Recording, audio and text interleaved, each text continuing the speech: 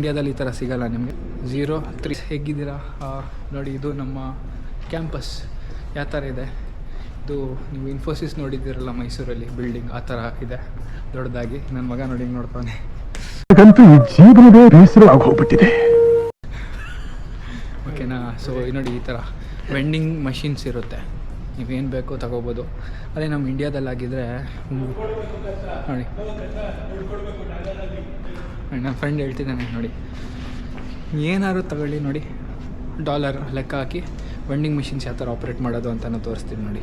So ನೀವು examples ಏನು ಬೇಕು ನೋಡಿ, ಎಕ್ಸಾಂಪಲ್ ಲೇಸ್ ಇದೆ ಅಲ್ಲಿ 303 ಅಂತ ಹಾಕಿದ್ರೆ ನೋಡಿ ಇಷ್ಟು ಬರುತ್ತೆ.